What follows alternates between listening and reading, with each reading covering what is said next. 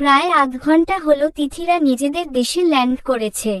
তিথি প্রথমে নিজের বাসায় যাবে, তারপর সেখান থেকে ওদের বাসায় যাবে। সন্ধে 6টায় সবাই বাসায় পৌঁছালো। বাসায় প্রবেশ করতেই দেখলো বাসার পরিবেশটা কিরকম থমথমে হয়ে আছে। মামা সোফার উপর বসে মাথায় হাত দিয়ে কিছু একটা নিয়ে গভীর চিন্তায় মগ্ন, আর তার ঠিক পাশে মামি বসা। তিথিরা যে এসেছে সেই বিষয়ে তাদের কোন খেয়ালই নেই। মামা, মামি, কি হয়েছে তোমাদের? অমন করে বসে আছো কেন? তিথির কথায় তাদের ধ্যান ভাঙল। তিথিকে দেখে যেন ভূত দেখার মতো চমকে উঠল দুজনে। হয়তো এই সময় তারা তিথি কি আশা করেনি। এই বিষয়টা তিথির কাছে খুব অদ্ভুত লাগল। তাই সেই মামার সামনে গিয়ে আবার জিজ্ঞাসা করল, কি হয়েছে মামা তোমার?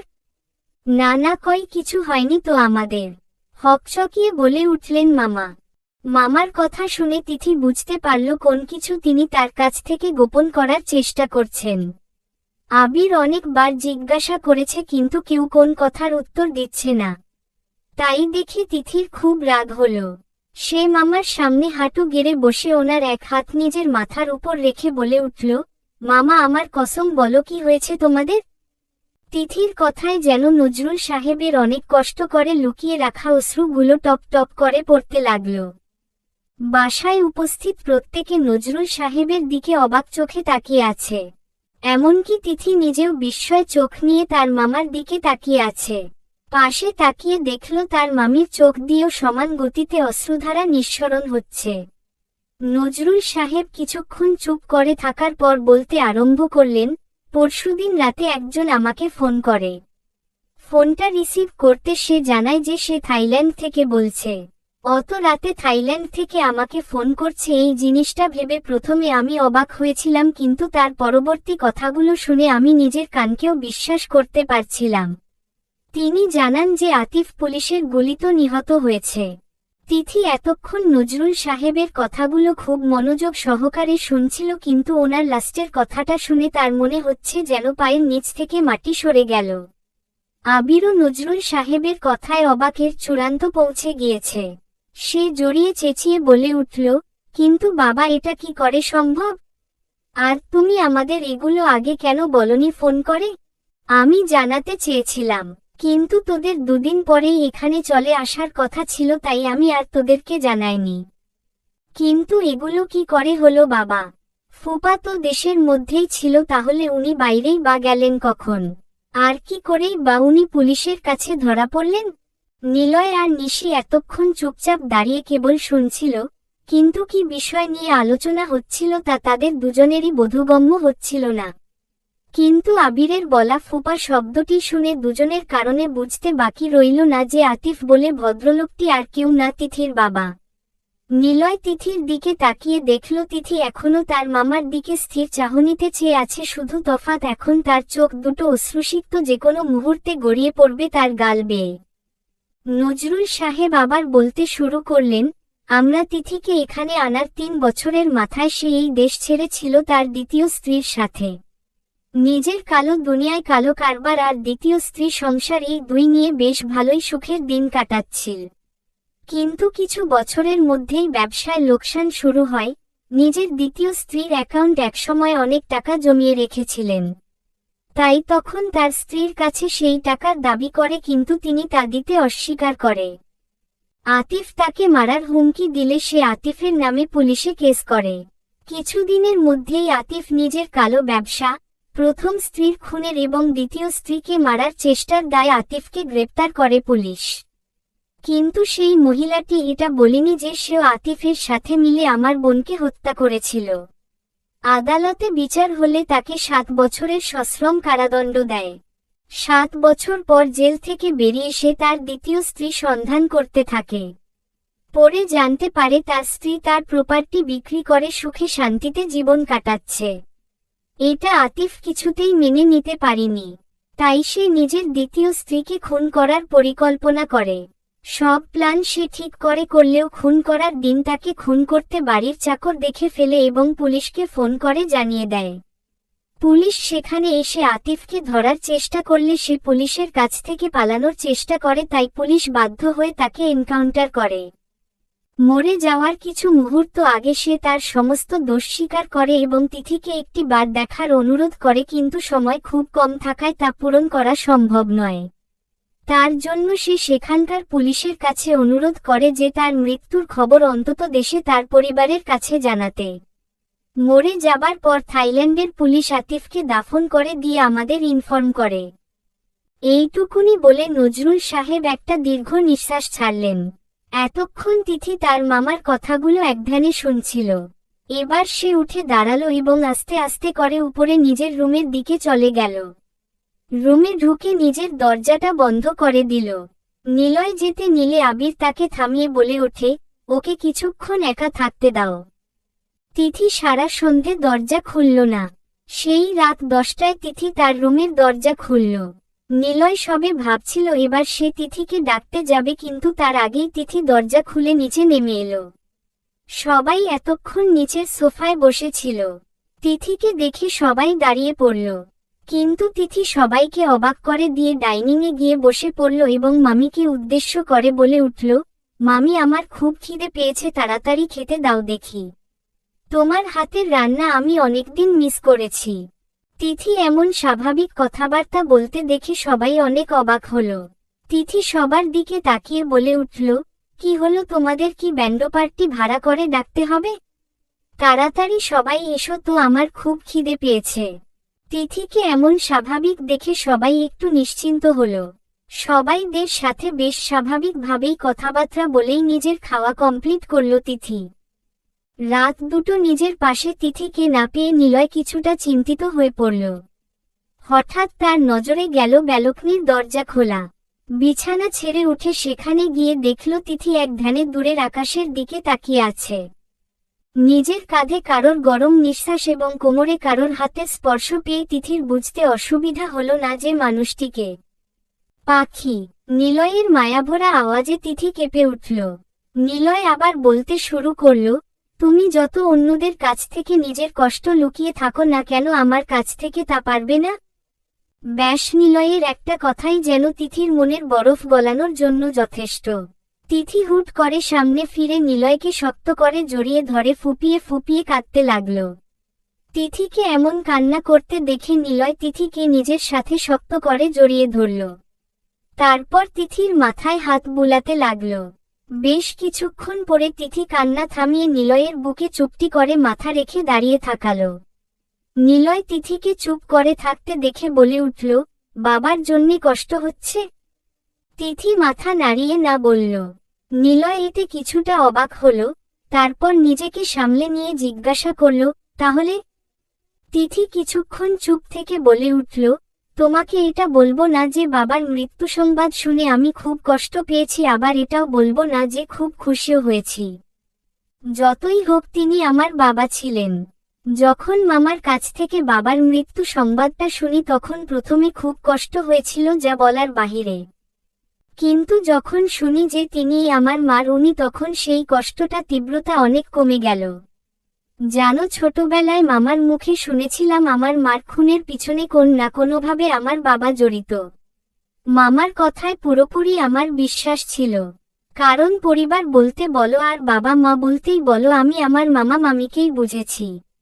তারাই আমার সব, তারাই আমার পৃথিবী। আর নিজের আপন ভাইয়াও মনে হয় আমাকে এতটা ভালোবাসা দিত না যতটা আমাকে আমার আবির ভাইয়া দিয়েছে। তাই যে মানুষটা কোনোদিনই আমার সাথে যোগাযোগ রাখেনি, তার চেয়ে আমি আমার মামিকে বিশ্বাস করব, এটাই স্বাভাবিক। কিন্তু কোথাও যেন মনের এক কোণে বাবার প্রতি সামান্য বিশ্বাস জমানো ছিল।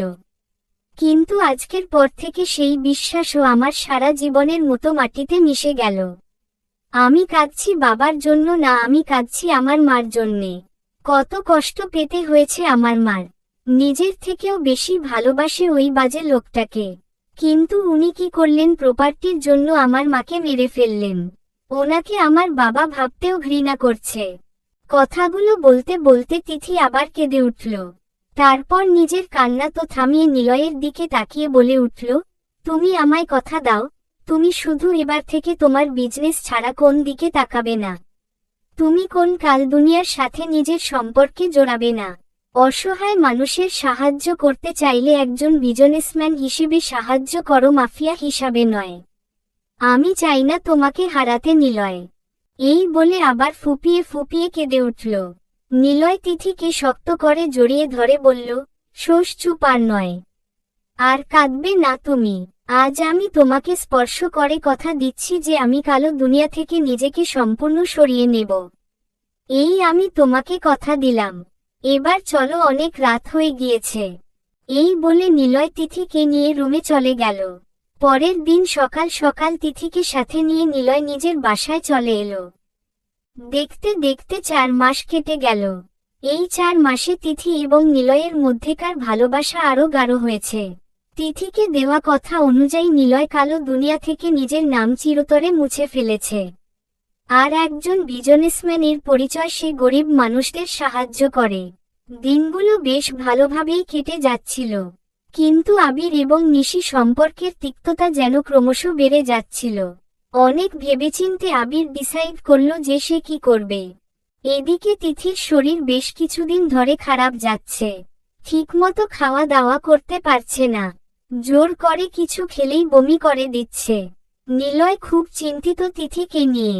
আবিরকে ফোন করল তাদের বাসায় আসার জন্য, আর সাথে নিশিকেও আনতে বলল। দুপুরে আবির নিশিকে নিয়ে নিলয়দের বাসায় চলে এলো। দুপুরের খাওয়া দাওয়া পর্ব মিটিয়ে তারা সবাই মিলে কিছুক্ষণ গল্প করল। বিকালে আবির তিথিকে চেক আপ করল। নিলয় অধীর আগ্রহে আবিরের দিকে তাকিয়ে আছে। আবির কিছুক্ষণ চুপ থেকে নিলয়ের দিকে তাকিয়ে বলে উঠল, এই যে, তাড়াতাড়ি 1 বালতি মিষ্টি নিয়ে আসুন।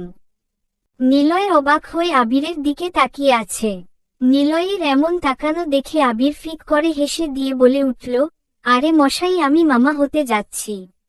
আর তুমি আমাকে মিষ্টি খাওয়াবে না? আবিরের কথা শুনে নিশি চিল্লিয়ে তিথিকে জড়িয়ে ধরল। নিলয় কি বলবে বুঝতেই পারছে না, তার এখনো বিশ্বাস হতেই কষ্ট হচ্ছে। আবিরের বাবা মাও ভীষণ খুশি বাসায় নতুন মেহমান আসার কথা শুনে। রাতে নিলয় তিথিকে জড়িয়ে ধরে বলে উঠল, thank you, thank you, thank you so much Tithu Pakhi, আমাকে এত বড় একটা উপহার দেওয়ার জন্য। তিথিও নিলয়কে শক্ত করে জড়িয়ে ধরে বলে উঠল, তোমাকেও অনেক অনেক ধন্যবাদ আমাকে মা হওয়ার অনুভূতি উপলব্ধি করানোর জন্য। I love you Pakhi, I love you too Niloy. রাতে নিশি শুয়ে আছে চুপ করে। কিছুক্ষণ পর আবির নিশির পাশে এসে শুইল। আবিরের উপস্থিতি টের পেয়ে নিশি চুপ করে নিজের চোখ বন্ধ করে নিল। কারণ সে জানে প্রতিদিন তার ঘুমানোর পর আবির তাকে তার বুকের মাঝে নিয়ে শক্ত করে জড়িয়ে ঘুমায়, আর তার ঘুম ভাঙ্গার আগে আবার আগের মতন শুইয়ে দেয়। কিন্তু আজ প্রায় 1 ঘন্টা হয়ে গেল ও আবিরের কোনো পাত্তা না পেয়ে ঘুরে তাকাতেই দেখল যে আবির ঘুমিয়ে পড়েছে। এটা দেখে নিশি খুব কষ্ট পেল, অজান্তেই চোখ দিয়ে 1 ফোঁটা জল গড়িয়ে পড়ল। মনে মনে ঠিক করল আর নয়, অনেক কষ্ট দিয়ে ফেলেছে সে আবিরকে, এবার তাকে কালকেই তার মনের কথা খুলে বলবে। পরের দিন ঘুম থেকে উঠে নিশি আবিরকে তার পাশে না পেয়ে কিছুটা অবাক হয়ে যায়। কারণ এত তাড়াতাড়ি আবির হসপিটালে যায় না। পরে ভাবল হয়তো কোনো ইম্পর্ট্যান্ট কাজ থাকায় তাকে যেতে হয়েছে। তাই সে ফ্রেশ হয়ে নিচে চলে গেল। সারাদিন পার হয়ে সন্ধে হয়ে গেল, তবুও আবিরের কোন পাত্তাই নেই। এবার নিশির খুব চিন্তা হতে লাগলো আবিরকে নিয়ে। রাত ঠিক 11টায় আবির ঘরে এলো। আবিরকে দেখে নিশি তার কাছে গিয়ে প্রচণ্ড রেগে বলতে লাগলো, কোথায় ছিলেন এতক্ষণ? কতবার ফোন করেছি, ফোন ধরছিলেন না কেন? বিজি ছিলাম। কিসের ব্যস্ত ছিলেন আপনি এত, যে আমার ফোন ধরার প্রয়োজন বোধ করেননি? একটা কাজে আটকে পড়েছিলাম। কি কাজে? আবির তার ব্যাগ থেকে একটা কাগজ বের করে নিশিকে দিয়ে বলল, এ নাও ধরো। কি আছে এতে? অবাক হয়ে প্রশ্ন করল নিশি। খুলে দেখো। আবিরের কথা শুনে নিশি পেপারটা খুলতেই অবাক হয়ে গেল, অজান্তেই তার চোখ দিয়ে পানি পড়তে লাগলো টপটপ করে। এটা সে ঠিক দেখছে নাকি? নিশির ভাবনায় ছেদ ফেলে আবির বলে উঠল, ডিভোর্স পেপারে আমি সাইন করে দিয়েছি, এবার তুমি সাইন করলে হয়ে যাবে। মানে কি? কম্পিত গলায় নিশি বলে উঠল, মানে খুবই সিম্পল। জোর করে কখনোই কোনো সম্পর্ক তৈরি করা যায় না। সেটা আমি আগে না বুঝলেও এখন বুঝতে পেরেছি। তোমার মতের বিরুদ্ধে গিয়ে তোমাকে জোর করে বিয়ে করেছি। এটা আমার করা উচিত ছিল না। তোমাকে আর কষ্ট দিতে চাই না, তাই মিথ্যা সম্পর্ক থেকে তোমাকে চিরজীবনের মতো মুক্তি দিতে চাই। আবিরের কথা শেষ হতে না হতে নিশি ঠাস করে আবিরের গালে চড় মারল। আবির অবাক হয়ে নিশির দিকে তাকাতেই অটোমেটিক্যালি সে ভয় পেয়ে গেল। নিশি রাগের থর থর করে কাঁপছে। আবির কিছু বলতে যাবে তার আগেই নিশি আবিরের কলার ধরে বলে উঠল, কি ভেবেছেনটা কি আমাকে? আপনার হাতের পুতুল। এসব কথা আমাকে বিয়ে করার আগে আপনার মনে হয়নি? বিয়ে করার পর আপনার এসব কথা মাথায় আসছে? ও, বুঝতে পেরেছি অন্য কোন মেয়েকে আপনার মনে ধরেছে, তাই আমাকে আর ভালো লাগছে নাকি, তাই না? দাঁতে দাঁত চেপে বলে নিশি। এসব কি ধরনের কথা কি বলছো তুমি? কিছুই বুঝতে পারছি না আমি। এখন তো বুঝতে পারবেন না আপনি। সব সময় আমাকে আপনি কষ্ট দিয়ে এসেছেন। আমার কষ্টের কোন মূল্য আপনার কাছে নেই। ঠিক আছে, থাকবো না আমি, চলে যাব আপনাকে ছেড়ে। এই বলে নিশি ফুপিয়ে ফুপিয়ে কাঁদতে শুরু করল।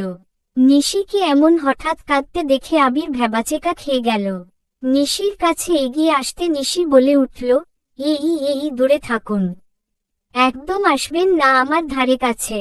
আমি আজ এক্ষুনি আপনার বাড়ি ছেড়ে চলে যাব। এই বলে নিশি যেই যেতে নেব অমনি হবে নিশিকে টান মেরে নিজের বুকের সাথে মিশিয়ে নিল। ছাড়ুন আমাকে, একদম স্পর্শ করবেন না আমায়। আপনি একটা খুব খারাপ মানুষ। বললেই হলো নাকি আমি আমার বউকে ছুঁয়েছি, এতে কার কি? আমি আপনার বউ না। আমি যদি আপনার বউ হতাম তাহলে আপনি কখনোই আমাকে ডিভোর্স পেপারটা দিতেন না। বললেই হলো তোমাকে আমি ডিভোর্স দিব। নিশি অবাক হয়ে আবিরের দিকে তাকিয়ে বলে উঠল, আমি নিজের চোখে দেখেছি ওটা ডিভোর্স পেপার। হ্যাঁ, ওটা ডিভোর্স পেপারই, বাট ওইটা নকল। তোমার রিয়াকশন দেখার জন্য নকল পেপারটা আমি এনেছিলাম। কি এত বড় প্রতারণা আমার সাথে? আপনি খুব খারাপ, খুব পচা একটা লোক। এই বলে নিশি আবিরকে মারতে লাগল। আবির নিশির হাত ধরে শক্ত করে জড়িয়ে ধরল। নিশি ছটফট করতে লাগলো, তা দেখে আবির বলে উঠল, খুব ভালোবাসি তোমাকে আমি। প্লিজ ক্ষমা করে দাও, একটা শেষ সুযোগ দিয়ে দেখো। তোমাকে খুব ভালোবাসবো, নিজের জীবনের থেকে বেশি, মৃত্যুর।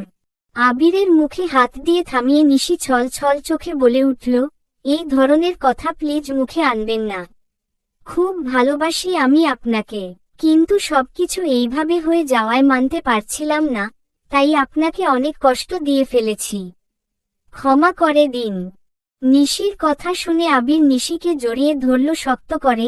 I love you so much Nishi. আমার এই জীবনে তোমাকে আমার বড্ড প্রয়োজন। তুমি ছাড়া আমি অসম্পূর্ণ। I love you too Nishi. May I? আবিরের কথা বুঝতে পেরে নিশি লজ্জায় লাল হয়ে আবিরকে শক্ত করে জড়িয়ে ধরল। নিশির অনুমতি পেয়ে আবির মুচকি হেসে নিশিকে কোলে তুলে নিল। তারপর কিছুই হয়নি, তবে রাত বাড়ার সাথে সাথে আরও একটা ভালোবাসা পূর্ণতা পেল। 4 বছর পর আজ নিলয়দের বাসায় বিরাট আয়োজন, কারণ আজ নিলয় আর তিথির একমাত্র ছেলে আকাশের 3 বছরের জন্মদিন। তাই সকাল থেকে সবাই ব্যস্ত আয়োজনে। কিছুক্ষণ পর আবির নিশি তাদের 2 বছরের মেয়ে নিধিকে নিয়ে চলে এলো। নিধিকে দেখে আকাশ দৌড়ে এসে জড়িয়ে ধরল। উফ ভাইয়া, ছাড়ো আমাকে, আছে আমাল। আকাশ নিধিকে ছেড়ে দিয়ে বলে উঠল, চল আমাল বন্ধুদের সাথে তোলো পরিচয় করিয়ে দিই। চল। আবিরের বাবা মাও অনেক আগে চলে এসেছে। একটু পর কেক কাটার অনুষ্ঠান হয়। অনুষ্ঠান শেষে আকাশ জেদ ধরেছে যে সে নানুবাড়ি যাবে, তাই আবির তাকে নিয়ে গিয়েছে তাদের সাথে। নিলয়ের কিছু কাজ পড়ে যাওয়ায় আজ যেতে পারিনি, তাই তারা পরের দিন যাবে। রাতে তিথি ড্রেসিং টেবিলের সামনে বসে চুল আঁচড়াচ্ছিল। হঠাৎ পিছন থেকে নিলয় তিথিকে জড়িয়ে ধরল। রাগ করেছ? না, রাগ করব কেন? আমার কি আর রাগ করতে আছে? ছেলেটার সাথে গেলে কি এমন হতো? না, সেটা করলে কি হবে? তুমি তো আছো সারাক্ষণ তোমার কাজ নিয়ে। আমি যে তোমাকে যেতে বললাম। আমি তো তোমাকে যেতে বললাম। ভেঙচি দিয়ে কেন তুমি যাবে না? একদিন ছুটি করলে এমন কি হতো? কাল যাব তো। ছেলেটাকে ছাড়া কখনো থাকিনি, আমার খুব কষ্ট হচ্ছে। আজ রাতটা পার হলেই কাল সকালে আমরা ছেলের কাছে চলে যাব। আর এর আগেও তো একবার সে থেকে ছিল ওখানে একা একা। পাখি, আই লাভ ইউ পাখি। তোমাকে আমার প্রয়োজন জীবনের প্রতিটি মুহূর্ত কাটানোর জন্য। তুমি ছাড়া আমি অসম্পূর্ণ। I love you too Niloy. আমি খুব লাকি যে তোমাকে আমার জীবনে পেয়েছি। এই বলে নিলয়কে শক্ত করে জড়িয়ে ধরল। কিছুক্ষণ পর, আচ্ছা এবার ছেলে বাদ দিয়ে ছেলের বাবার দিকে একটু নজর দাও দেখি। ছেলে আমার বড্ড একা, তার জন্য খুব তাড়াতাড়ি একজন খেলার সাথী আনতে হবে। সো লেটস গো, বলেই তিথিকে কোলে তুলে নিল। কি করছো, ছাড়ো, তুমি খুব বাজে একটা লোক। তা বললে তো শুনবো না আজ ম্যাডাম। সমাপ্ত।